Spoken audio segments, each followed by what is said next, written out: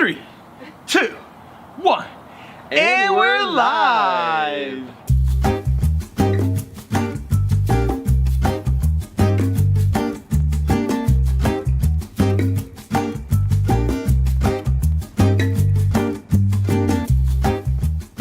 Day one of our sea adventures.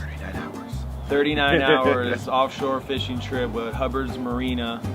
We went about 100 miles offshore in the Gulf of Mexico. It was like 7 to 9 hours just to get out to the first spot to go fishing. Yeah, and within those first 7 hours or 9 hours, right? Yeah. I threw up twice. John almost threw up. This is the bunk area that we're gonna be staying in, and here's all the loaner rods. Of course, Lewis brought his good ones, and this is kind of the four of us, our pile of stuff here in this corner. Fit!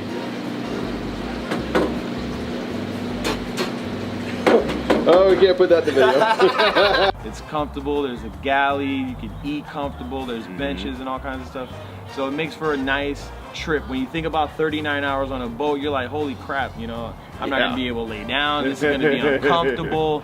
But you don't have that. You don't have those problems with Hubbard's. Never had to use any of this stuff. Life jackets inside all the way forward. There's 2 cabinet doors that open up. We've got 2 more lockers upstairs all the way forward. I got the bridge opening up. Hi, it's marriage free.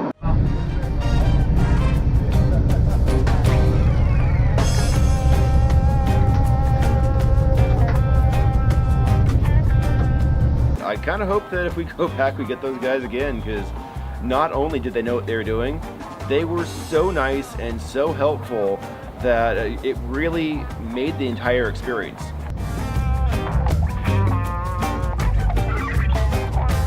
Doing is called I'm riding the fish. I'm riding the bait, right?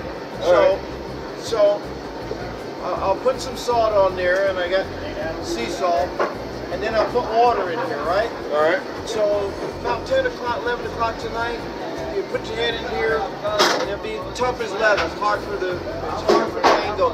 Mangroves are the most elusive thing out here. Oh, so the fish can't just go bite the bait? Just can't pull it right off. Aha! I mean, even with freshwater baits like bass, like if you go buy a pack of worms and stuff, a lot of times they'll have salt on there. You know, fish really do. Well, fish like the flavor too. I figured that salting it in salt water would just camouflage the scent. Another thing it does too, it kind of like makes it juicy. You know what I mean? I don't know if you noticed, but when after you let the salt soak on that, it makes like the bloody nice and juicy and all that stuff. Yeah. So. Okay. Bite it. It's a good medium line. So 60-pound leader, about 4 or 5 feet, and then we're gonna put 2 hooks on there, guys. The 2-hook rig is very, very simple to tie, despite how it sounds.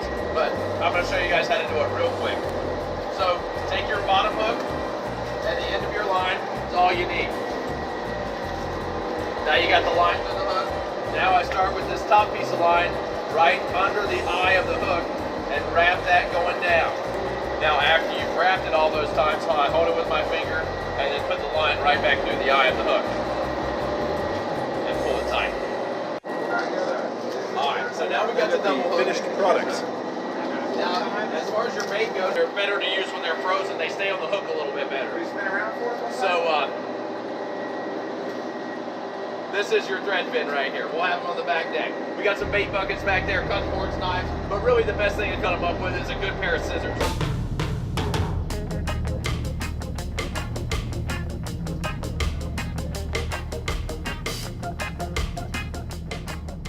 So, how to hook this thing on a 2-hook rig, guys. I do it the same way all the time. Bottom hook first, right in the thicker part of the thread fin. And you'll catch most of your mangoes fishing with the thread fin. So I fish with that. If they quit biting on the thread fin, try a pinfish maybe, or switch over to the squid and just see what they're biting on and go from there, you know? All right, so guys, we'll be fishing about 160 feet tonight. And throughout the trip in that range, it's gonna be pretty deep. Yeah, we're here to take care of you guys and help you guys catch as many fish as you possibly can. We may not notice that you're tangled up or you caught an eel or something like that, guys. So if you need help, let us know. Generally let Jason know, you know, but I'll be there too. Well, we've been underway for an hour or so now.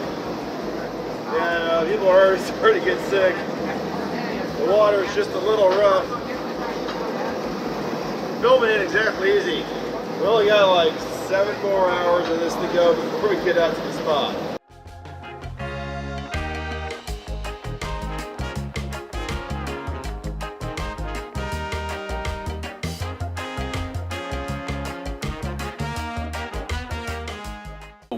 Our bunks were on the top section Oh, of the boat. it was rocking so bad up there. Oh my gosh. Could not lay down. It was crazy. I was just like instantly sick when I laid down because I got used to the movement standing and sitting.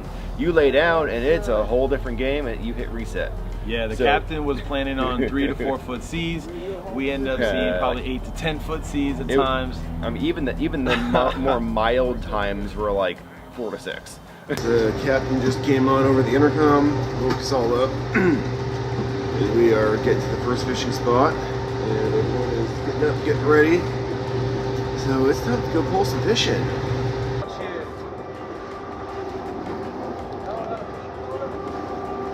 Captain came over the intercom and said not to throw your lines in just yet because he wants to get a stop first. So everyone's just baiting up and waiting for the word. Outstanding. We are ready.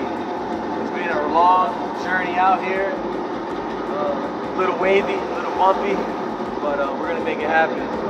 They weren't biting that great at the first spot, so Captain has to pull our lines up and we're moving someplace else. Still a little choppy. Oh! Woo! Look at that! That's a big fish. That is a big fish. That is a monster. Wow. I mean, we're pulling up these fish from reefs at about 200 feet Yeah. deep. You know, they come out with their whole bladder or their whole belly out of their mouth, and you have to puncture those to send them back down. If not, they'll just float at the top and get picked off by a bird. Yep. Back here. Yeah. There, man. Yeah.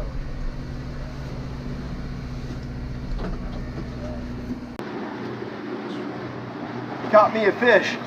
He's holding it so I can hold the camera, but yeah, isn't that thing a beauty? Nice mango. Grab her. Hello, what do you got there? 3 of them, huh? Yeah. Stacking them up. You catch them with that squid? Yeah, baby. Squidward here. Captain Squidward. Yeah, look at that. Yeah. Like, I mean, We I was just cycle. changing up baits like all the time Oh, because yeah. you never know. And every time I changed up the bait, I was like usually catching more fish and a different variety.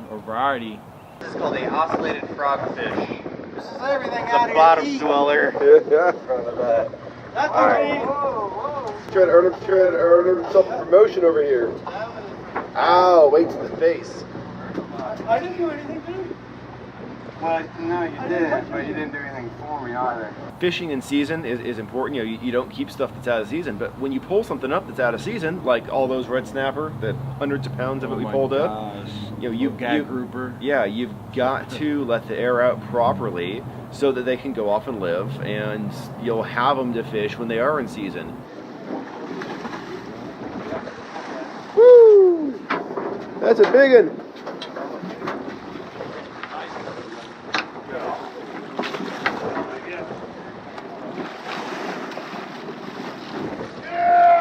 Whoa! Woo! You got him in here, that's all I'm worried about. Nice fish. Nice fish, man. Nope, on the other side. There you go, there you go. There you go, very nice. Alright, 1, 2, 3. 1, 2. Yeah, so to put that last fish in context, that's how big it is compared to all the other guys we've been catching.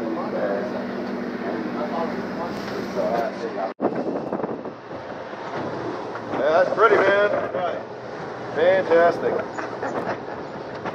Scallop, it was like Oh this. yeah, the scallop. He hooked the scallop and it came off the reef. That's got all kind of meat in there. That's amazing. I can't believe someone pulled that up off the reef. David rolling. That is a big scallop. Good Lord. There he is. That is the biggest scallop I've ever seen. Look at that, bro. And that's probably the eating part right here. Have you ever seen somebody pull one of these out fishing?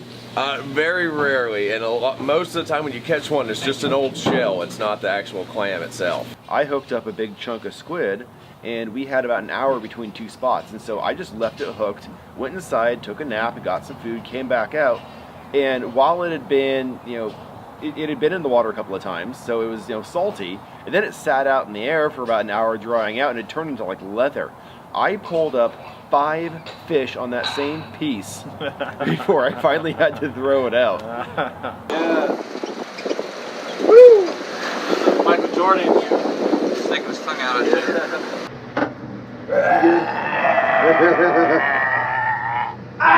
You biting me, okay? Hey, you still got your bait left. Yeah. Look at that. Fantastic. Fishy.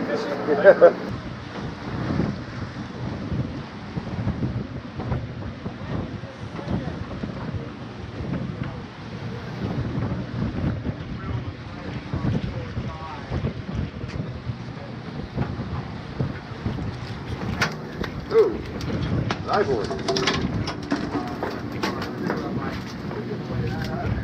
I get the hill. It's not far from the creek. I get the hill. Yeah, right. Why'd you throw him? The hook, the line snapped. Be careful. You want to grab him by the very back of the tail. And wait. Can't bite you. Beeliners out there, we call vermilion snapper, we call mangrove snapper, we call gag grouper, we call cobia, we call scant grouper, we caught There's some dogfish, there was some a lionfish. dogfish, a lionfish. One guy pulled up an eel. Oh yeah, The frog. We had all kinds of yeah, different species on the boat. That made for a good fishing trip. I mean, I don't think I've ever been on a boat that I've caught that many different species. Yeah. Because we actually had the opportunity to connect with Hubbard's Marina again. It's been 4 years. Last time we actually went, I was very, very preggo. We were on a, what's that called, a baby moon? So when you're pregnant, you kind of get away. And it was right before we had Mimi, our youngest, and we found this fishing thing. I'm not into fishing, if you don't know that, but Lewis is. And we were compromising. We were doing things that we both liked during this trip that we did. And we loved it so much that we actually went back the second day. This crazy pregnant lady was like, yes, can we go back? Like, I was that into it, and it was because of the whole experience. Their customer service was amazing. They were helping me because I didn't know what I was doing, and Lewis was able to enjoy it too, because normally he has to like help me and take time away from his fishing, so he loved it. Absolutely. And then we also afterwards were able, they did the filleting for us, so we loved it. We're like, one day we'll be back. And while I didn't get to go this time because I really didn't want to do a 39-hour trip, the guys got to go, and we were excited. how was it? It was amazing. I've heard about this for days. It was the most fish that I ever had the opportunity to catch back to back to back to back, switching spots, 100 miles offshore, 200 feet deep. Baby, I mean, sit on this. the arm got an extreme workout, and I'm grateful. So it was awesome, and you'll be able to check it out. We hope you enjoy, and thank you to Hubbard's Marina for having us there, and shout out to Captain Dylan. Thanks, Dylan. And the squad. Will, Jason, Tammy, you guys are amazing. Thank you. yes, so thank you so much, and hope you enjoy the video. So yeah, guys, that is a wrap for day 1. Stay tuned for day 2. Day 2. Well, the whole night of fishing, and then the trip back, and watching the crew take care of us once we got back. I'd never seen this before, and it was clockwork. They really had the system down, and looking forward to showing you. And that's why you go out with an experienced charter, man. Mm-hmm. You want, if you're paying this high dollar for these charters, man, you want the experience, and they definitely give you a great experience at Hubbard's Marina. Any comments, please drop them down below. We'd love to hear from you. Thanks for watching, and stay tuned for episode 2.